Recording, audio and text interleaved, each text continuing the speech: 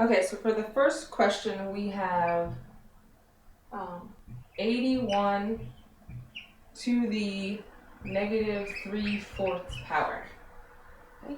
So one little trick that we can do with things that are raised to a fractional exponent is we can actually just steal that denominator. So we're just going to grab this 4 and we're going to rewrite this as, keep the negative 3/4 as our exponent, but now we're going to actually put in that 4 in here in the parentheses. And so this trick that we're going through will actually work for every single time you have a fractional exponent. You're just going to grab that denominator, put it in a set of parentheses, and so now our goal is to try to rewrite 81 as some number to the 4th power. Okay, so 3 to the 4th power is actually equal to 81. So just to kind of recap, we just rewrote 81 as 3 to the 4th power. The good thing about this little trick is this exponent is technically 4 over 1. So one nice thing about that is the 4 here and the 4 there actually will cancel. One's in the numerator, one's in the denominator, and we're multiplying those two together. So really this actually simplifies to 3 to the negative 3. We know anything to a negative exponent actually doesn't make the number negative, it actually just turns it into a fraction. So really this is 1 over 3 cubed, which is just 1 over 27. And this would be your final answer. Okay. So just to recap briefly, we just took that fractional exponent, we grabbed that denominator, put it in a set of parentheses. We rewrote this number here so that it was 3 to the 4th. The 4 is canceled, and then we simplified from there. All right, so give me a second to erase this one, and we'll go on to number 2.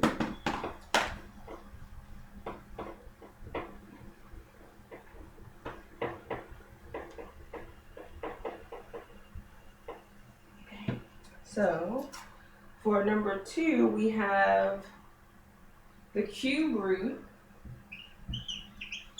of negative 27 squared. Okay. So the trick with this unit is that if the answer or if the question is not given to you in an exponential form, you probably want to try to rewrite it and put it into exponential form to get rid of the radicals.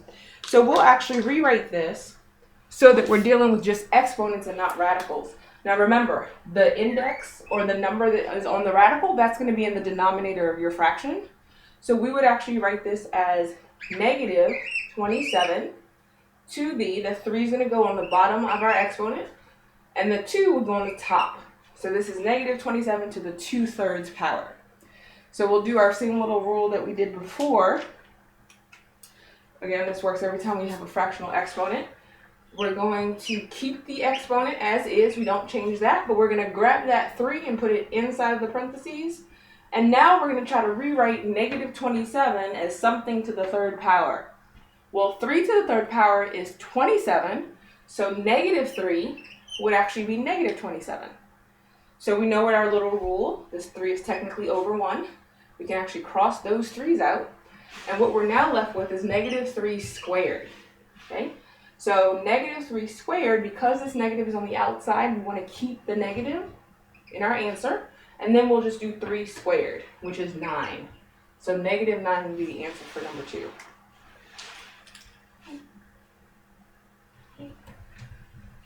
Erase this. We'll go on to number 3.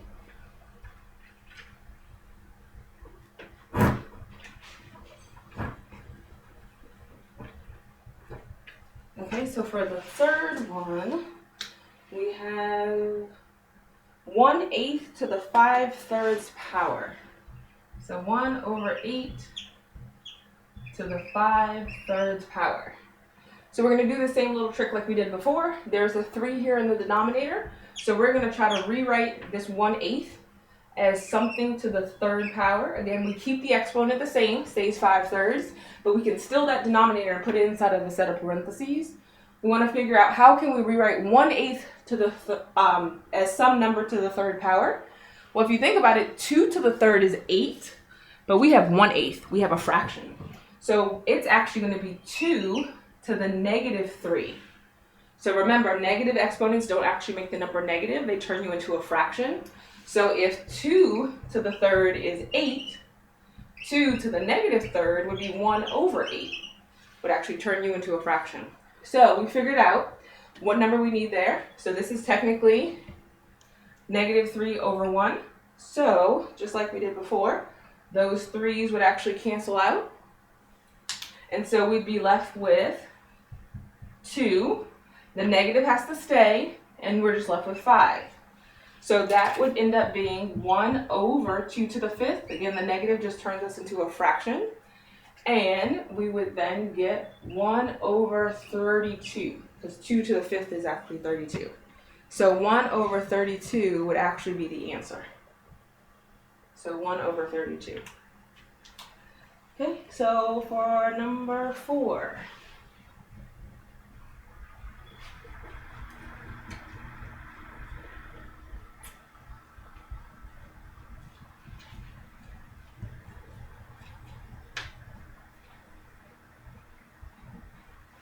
Right, so for number 4, we have -64 to the, I believe that's 4/3, yep.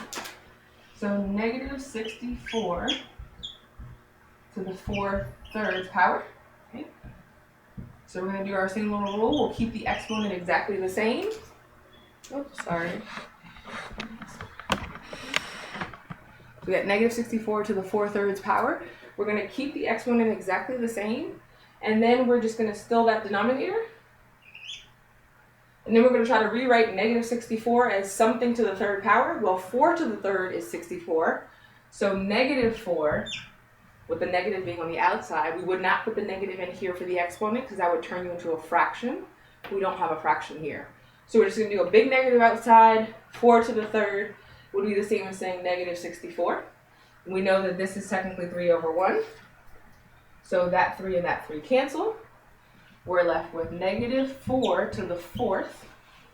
Okay, again, this negative is not going to turn us into a fraction. That actually just makes the number negative. And so this would turn into -256, because 4 to the 4th is just 256. So -256 would be the answer for number 4. Yep. All right, so moving along. Sorry, this board doesn't erase very easily. But for number 5,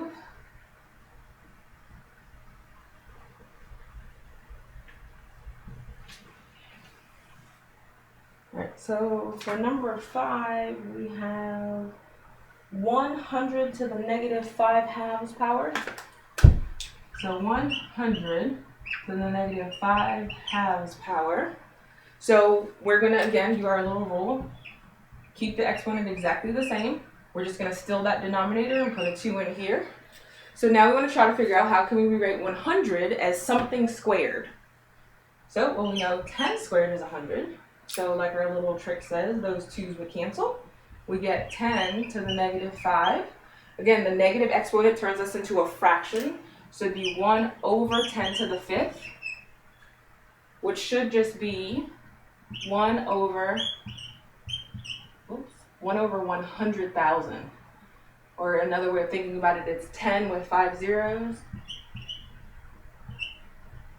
So it's 1/100,000 for that answer. Okay, and then the last one that we have for this first part is number 6.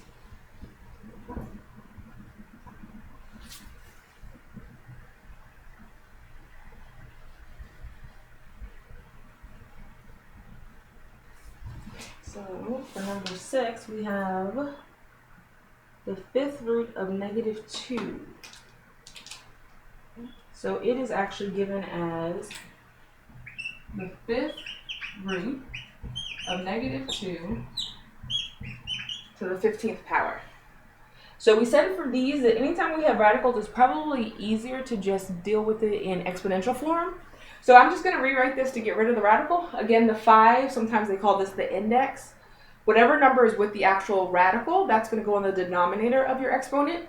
This number out here will go on the numerator of your exponent.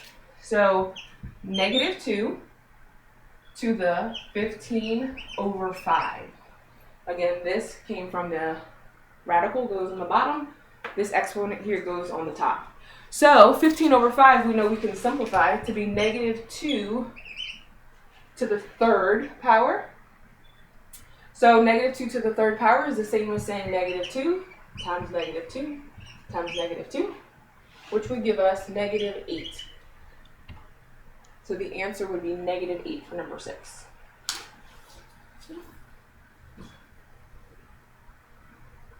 So, just to kind of summarize, anytime you have a fractional exponent, you want to just grab the denominator of that exponent and put it inside of a set of parentheses and try to rewrite your base so that it's some number to that power. So that way the exponent inside your parentheses and the exponents on the outside can actually cancel out and make it a little bit easier to work with.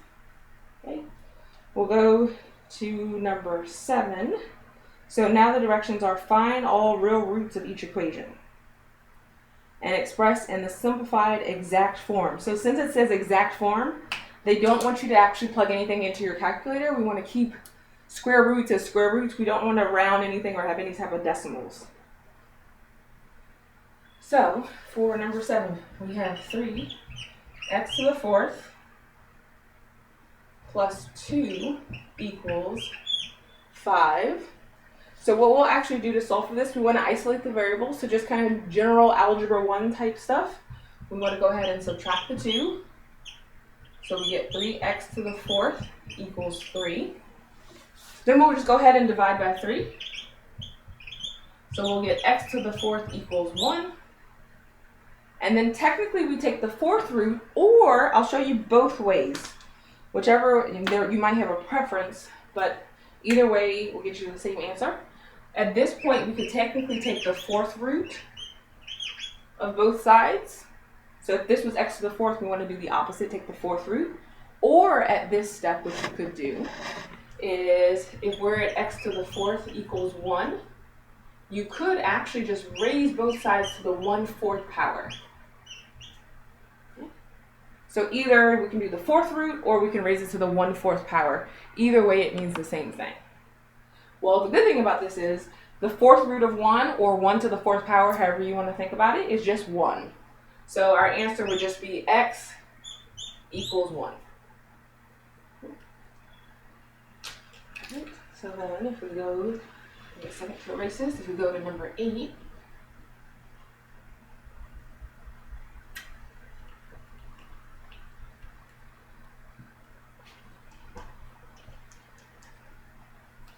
okay,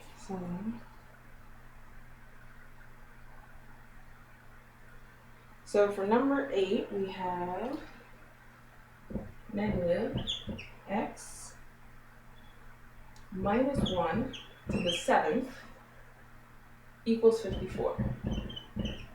Okay, so the first thing we can actually do is go ahead and get rid of this negative right here. So I'm just going to divide both sides by negative 1. So then we're left with x minus 1 to the 7th equals negative 54. Now this is raised to the 7th power, so we kind of want to undo that. So we're going to actually raise both sides to the 1/7 power, or you can think of it as taking the 7th root. So I'm going to do it the root way. So we're going to go in, and we are going to do the 7th root of both sides. Now the trick with the 7th root and something to the 7th power, they actually end up crossing each other out. So all we're left with now for this on the left side is x minus 1 equals the 7th root of negative 54. And this is not something that your teacher would expect you to be able to simplify. So you can actually just keep it as this. So when the teacher says exact form, they don't want you to dump this into the calculator. They want you to actually keep it as a radical. So we'll just keep this as a radical for right now. And so if we're solving for x, we know that we just need to add 1 to both sides. So x equals the 7th root of negative 54 plus 1. And we'd actually keep it separated. We wouldn't actually start to combine the negative 54 and the 1, because negative 54 is stuck under a radical. 1 is actually a kind of a free number, you can think of it that way. But so this would just be your final answer in the exact form. So that was for number 8. Right, number 9, we erase this.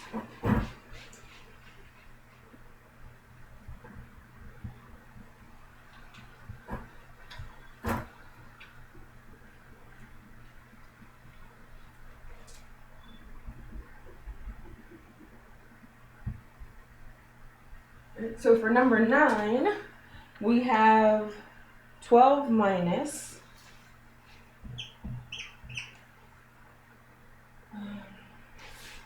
3x plus 2 cubed equals 20. All right, so with any of these problems where we're solving, we want to try to get the variable by itself first, or isolate the variable first. So anything that's being added or subtracted or divided, we want to get those over to the other side. So right now, the first thing we want to tackle is this 12. We want to subtract that from both sides. So I'll just come and do minus 12 minus 12. We get negative 3x plus 2 cubed equals 8. 20 minus 12 will be 8. Then we go ahead and we want to now move this negative number. So I'm just going to go ahead and divide both sides by negative 1. So we get 3x plus 2 cubed equals negative 8. Cool. Now we've isolated the variable as much as we can, because the only thing left is to get rid of this cube root, or get rid of this power of 3. So to undo that, we can take the cube root, or again, you could raise it to the 1/3 power. But I'm going to do the root option. So if we do the cube root, we're just going to come in and we're going to do the cube root of both sides. So now on the left side, the cube and the cube here, the cube root and the cube are going to cancel out. So on the left, we end up with 3x plus 2. The cube root of negative 8 would just be negative 2. So another way of looking at this is what number times itself 3 times would give you negative 8? Well, the answer would be negative 2. So on this side would be negative 2. Now we want to just solve for x. So we'll go ahead and we'll subtract 2. So we'll get 3x equals negative 4. And then we'll go ahead and divide by 3. Cool. So to finish this up, x equals negative 4/3 would be the final answer. And that was for number 9.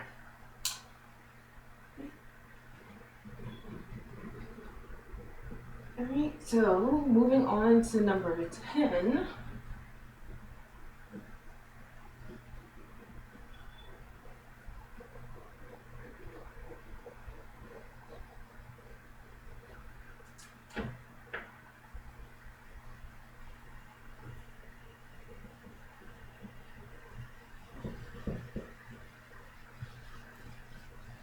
Okay, so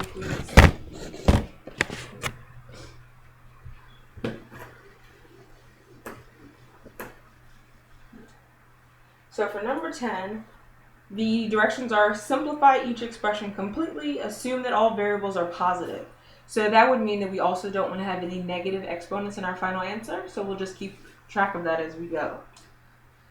So for number 10,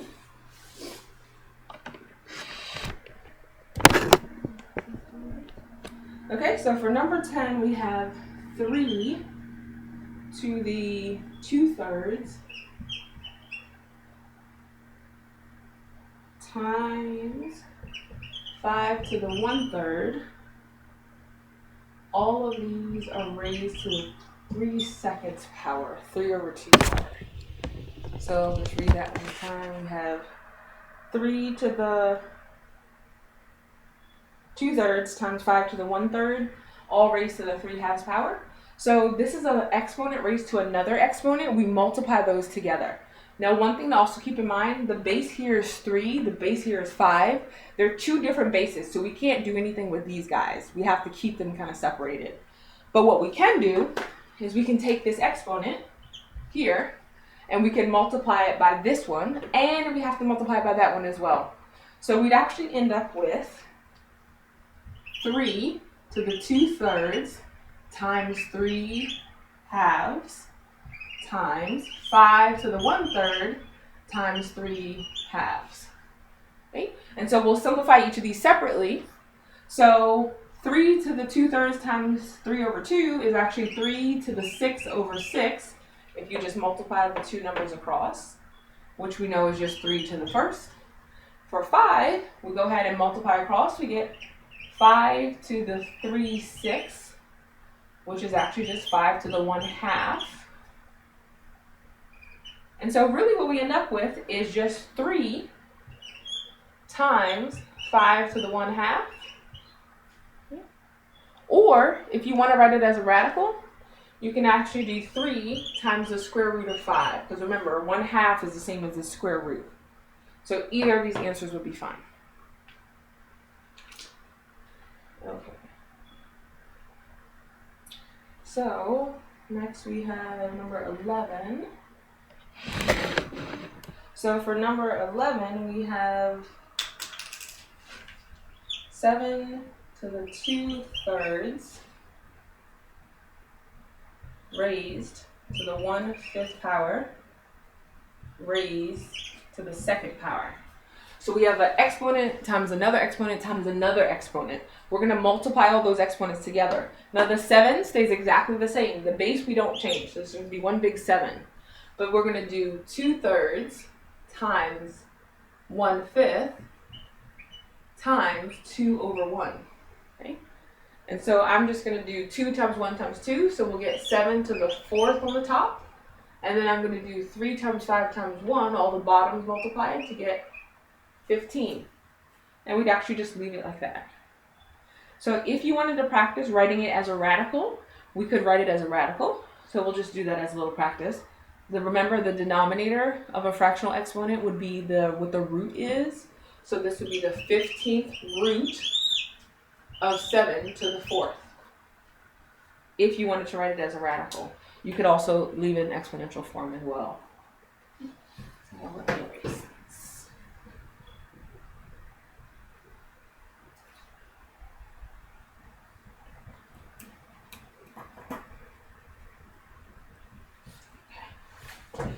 All right, so we have for number 12, we have 3 to the 1/3 over 24 to the 1/3, all raised to the 5th power. Okay, so something to keep in mind. Anytime you have something raised to the same exponent, so in this case they're both 1/3 for the exponent, we actually can deal with these numbers. So because this is both to the 1/3 power, we can go ahead and divide this to make it 3 divided by 24 is 1/8. But we want to keep the exponent. So this would stay to the 1/3 power. So just to recap, ignoring the 5 for a second, because these are both to the same exponent, we can actually go ahead and divide these two numbers. So 3 divided by 24 is 1/8, but we have to keep that exponent that we had. So they both had 1/3 for the exponent. We're going to keep that same exponent. This all is raised to the 5th power, or 5/1. So if it's a power to a power, we go ahead and actually multiply those. So we would get 1/8 to the 5/3 power. Okay, so again, it would be 1/8 to the 5/3 power. Now let's see if we can rewrite this, just to see. Now we may not be able to simplify it, but that's fine, we'll see. So we'll go ahead and do our little trick. We said anytime we have a fractional exponent, we could just grab this denominator and try to rewrite it. So let me move here. So what we have right now is 1/8 to the 5/3 power. Oops, sorry. So we'll actually go ahead and keep the exponent 5/3. I'm just going to grab that 3 and put it in here. Now we have to ask ourselves, how can we rewrite 1/8 as something to the 3rd power? Well, 2 to the 3rd is 8, but this is 1/8. So we'll just make this 2 to the -3, because remember, negative exponents make us fractions into fractions. And this is technically -3/1. The good thing about that is this 3 and that 3 actually will cancel out. So we're left with 2 to the 5th, 2 to the -5. That negative is still there. So the 3 is canceled, but the negative is still there. So this is 2 to the -5, which is 1/2 to the 5th. And 1/2 to the 5th is just 1/32. So that would actually be the final answer. Now the reason that I knew to simplify once we got here was just because I knew that with our little trick, if we pulled the 3 and put it inside, I knew that 2 to the 3rd or 2 to the -3 would be 8. So when you get to this step, it's probably best just to try to see if you can simplify. because technically this is the most simplified answer. All right, so we'll do 13, 14, and 15, and then I'll start the next video for the rest of the review sheet. So for 13, give me a second to erase.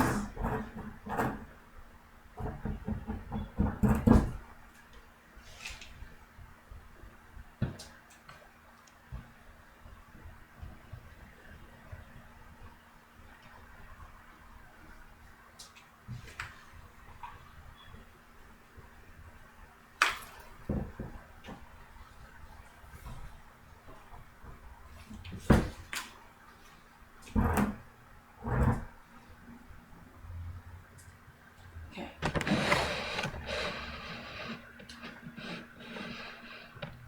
All right, so we'll do 13.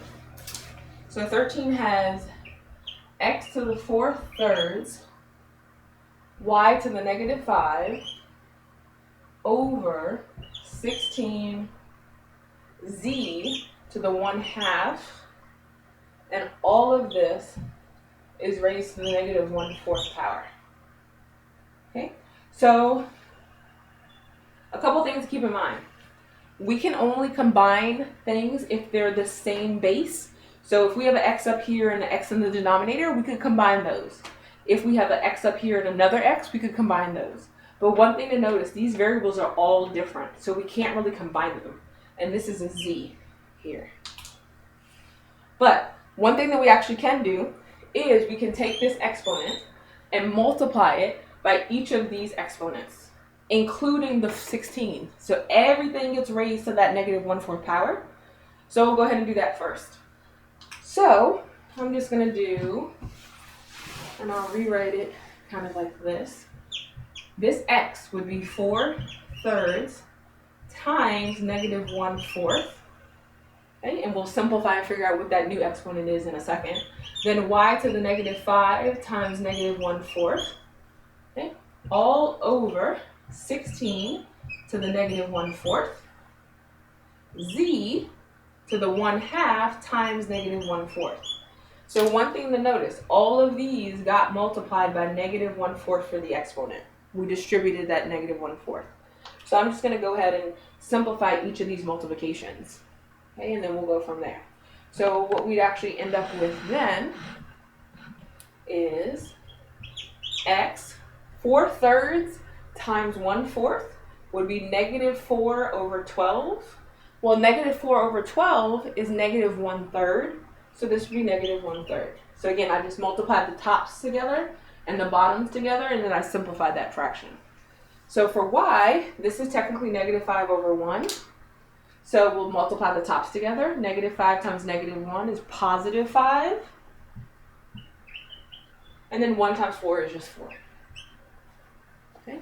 Now on the denominator, we have 16 to the negative 1/4. We'll tackle that one in a second. So let's actually just look at z for right now. For z, we have, let me rewrite this 1/2 so it's kind of in the same format, 1 over 2. So for the z, we're going to multiply the 1's together, 1 and negative 1, to get z to the negative 1 on the top. And then 2 times 4 is just 8. So this is really z to the negative 1/8. Now, if we tackle 16 to the negative 1/4, I'm just going to pull that up here so we can kind of see what that simplifies to. So if we have 16 to the negative 1/4, remember, anytime we have a fractional exponent, we can do our little trick. So I'm going to throw in some parentheses. I'm going to keep the exponent exactly the same. I'm going to grab that denominator, put it in here. So now we got to figure out how can we rewrite 16 as something to the 4th power. Well, 2 to the 4th is 16. Now the good thing about our little trick, this is technically over 1. This 4 and this 4 cancel. So we're just left with 2 to the negative 1 power. Well, 2 to the negative 1 is just the same as 1 over 2 to the 1st, or just 1/2. So really, this 16 to the negative 1/4 is equal to just 1/2. So we're just going to put a 1/2 here. So to kind of simplify or show what our final answer would be, the 1/2 is here, so we have a 2 on the bottom. 2 on the bottom. Now these guys that are negative exponents, we want to flip places because our direction said we could not have negative exponents. So if this is a negative 1/3, I'm going to bring it to the bottom so that it becomes x to the positive 1/3. So the only thing that changes is the negative. Once we switch the position, the negative goes away. This guy is on the bottom and it's a negative. We're going to bring it to the top so that it becomes a positive. So this would be z to the positive 1/8. Okay. And then we have y. Y is already positive. That can just stay right up here.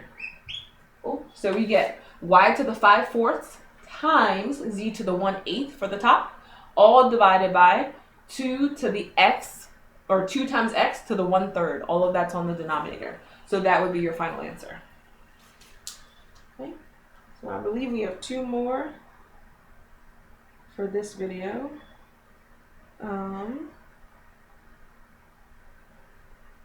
Okay, so moving on to number 14.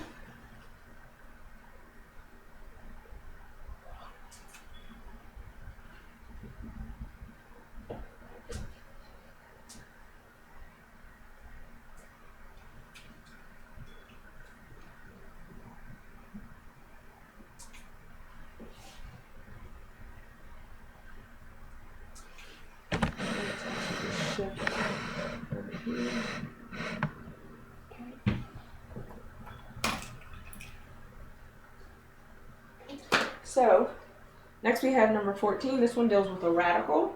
So we have the 4th root of 32 a cubed b to the 9th c to the 12th. All right, so our goal here is to try to figure out which numbers can actually come out of the radical. Some of them may be stuck under the radical, and that's fine. We just want to get anything that can be simplified out of the radical. So let's actually start with the variables first. So a to the 3rd. Now what this 4 means out here, or any number that you have, whether it's a 4, a 5, a 6, or a 2, that tells you how many groups that you need for them to come out. So in order for a variable or a number to come out of this 4th root, it needs to have 4 it needs to be 4 terms, so 4 of the same number or 4 of the same letter or variable for them to come out. So one way to easily do this with the variables, you want to see how many times does this number go into either of these exponents. So how many times does 4 go into 3? Well, 4 doesn't go into 3 at all. Well, what that means is all of these a's have to stay stuck under the radical. They're not enough. There's not 4 of them for them to come out. All right, now we'll go to b. How many times does 4 go into 9? Well, 4 goes into 9 twice. So we'd have 2 b's that could actually come out, or b squared. Well, 4 times 2 is 8. There's 9 b's here, so 1 b actually gets stuck under the radical. So we'll have 1 b kind of stuck. All right, if we go to c, 4 goes into 12 3 times. So all of those c's can actually come out as c to the 3rd. So again, we just looked at how many times that number could actually go into each of these exponents. In our case with the a's, 4 does not go into 3, so all of those a's got stuck under the radical. So all 3 a's have to stay. All right, so now let's tackle this 32. So I'm going to write it over here and we'll see how it can simplify. So if we have the 4th root of 32, we want to break that down by using a factor tree. Now the thing about this method, does not matter what numbers you come up with, you just need to find a set of numbers that multiply to 32. So I'm just going to say 32 is 8 times 4. Now the thing with this method is you're going to keep breaking these down until you get to just prime numbers. Well, 8 times 4, they have factors themselves. So 8 is 4 times 2. And 4 is 2 times 2. Just like this 4 is 2 times 2. Okay, remember, this here tells us how many we need for them to come out. So we have 1, 2, 3, 4, 5 2's. So 4 of them, these 4, are going to get to come out of that radical as just 1, 2. So even though there's 4 of them here, only 1 will actually be written outside. So those 4, we'll write that as just 1, 2 that comes out. And actually, I'm going to throw it up here. 1, 2 comes out. And this 2 gets stuck under. It doesn't have a group of 4 to help it escape. So this 2 actually has to stay stuck under the radical. So we actually have a 2 that's stuck under the radical with the A. Okay? So our final answer for this question would be, and I'll rewrite it a little clearer, we'd have 2b squared c cubed, and then we would have something still stuck under that 4th root radical. We'd have a 2 stuck under because of here, it didn't have 4 of them to come out. We have all those a's stuck under because they needed 4 to come out. They only had 3. And we have a b left over because 4 goes in the 9 twice, so 2 b's came out, but we still had 1 b left. So this would be the final answer. So we'll do one more, and then I'll create a second video for the second half of the test review. So we have one more question left.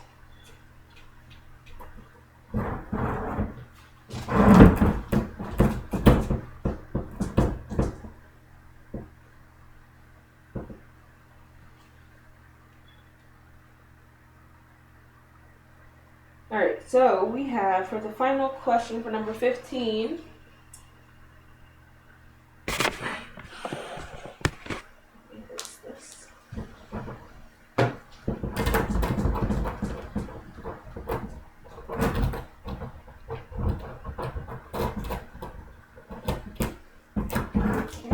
so for number 15, we have the cube root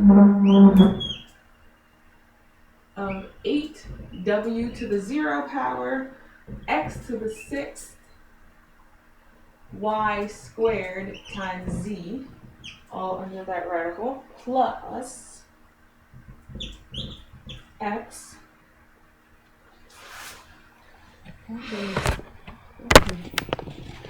Finish writing the question. It's a longer question than we've had so far. So we have plus x to the cube root 27 x cubed y squared z. Okay, so we're just going to have to tackle each of these separately. So we're going to tackle each of these separately. So I'm going to start with, I guess we could start with the numbers. We start with this, cube root of 8. So some number times itself 3 times equals 8. Well, the cube root of 8 is actually just 2. So this can actually just be written as a 2. So that no longer is under the cube root. W to the 0 power, remember anything to the 0 power is actually just 1. So this actually just becomes a 1. That just completely goes away pretty much. Okay. Next we go on to the x's. We have x to the 6th. We always want to look at how many times does this number in front of the radical go into the exponent. Well, 3 goes into 6 twice with none left over. So x squared will come out of the radical. So far we have everything that's kind of escaping the radical. Nothing's stuck under the radical just yet at least. So we go to the y's. We have 2 y's or y squared, but we need 3 of them in order for them to come out of the radical. So 3 does not go into 2. So both of those y's have to get stuck under. And now we look at z. This is z to the 1st power. So 3 does not go into 1. So those z's actually also get stuck. So this first radical simplifies to 2x squared. Let me write this a little bit closer so we can see that this is all one term. It simplifies to 2x squared cube root of y squared times z. All right, plus, now let's tackle this part. So we already have an x that's already up front, so I'm just going to rewrite that here. Now, cube root of 27, so what number times itself 3 times will give us 27? Well, the cube root of 27 is 3, so I'm just going to stick that 3 in front of the x there. So this simplifies to just 3. We put that 3 here. And then we want to look at how many times does 3 go into 3. So we want to figure out, can any more of these x's actually come out? Well, 3 goes into 3 once, so we have 1 more x that comes out. But we already had an x here. So anything that comes out of the radical, they all get multiplied together. So if we already had an x and 1 more x comes out, that makes this x squared, or x times x. Okay? And then let's look at the y's. See if anything gets stuck under. 3 does not go into 2. We only have 2 y's, and 3 does not go into 2, so those y's have to get stuck under the radical. And then this is z to the first. Well, 3 does not go into 1, so that 1z has to also get stuck under the radical. Okay? Now you'll notice one thing, that when we simplified, we ended up with radicals that looked identical on each of these terms. They both have the cube root of y squared times z. Now the good thing about that, you can imagine this as being like a variable. So this is almost like 2x squared some variable plus 3x squared some variable. We can actually go ahead and actually combine like terms. And what we will do is we can take these numbers that are in front and actually add those together. And we'll keep these radicals exactly the same. So what we actually will do is this will be simplified to be the cube root of y squared z will stay as part of our answer, but the coefficient, or the numbers that go in front, will be 2x squared plus 3x squared. Well, 2x squared plus 3x squared would be 5x squared. Okay? And so then this would be our final answer. Kind of as another example, let's say we had 8 square root of 3 plus 4 square roots of 3. Well, if they both have the same square root, we can actually just go ahead and add the numbers together. So this would actually be 12 square roots of 3. That's exactly what we did here. Our cube roots were a little more complicated, but we kept the cube root the same. Just like here, we kept the square root of the 3 the same. And we just went ahead and added those two numbers together to get this right here. Just like over here, we added these two numbers together to get to 12. So keep in mind, if you end up with, and the same thing is true if you were subtracting these as well, if you end up with two radicals that are the same, you can actually combine like terms. So just combine the numbers that are in front of those radicals. All right? So I'm going to go ahead and stop this video. I'll create a new video for the rest of the test review.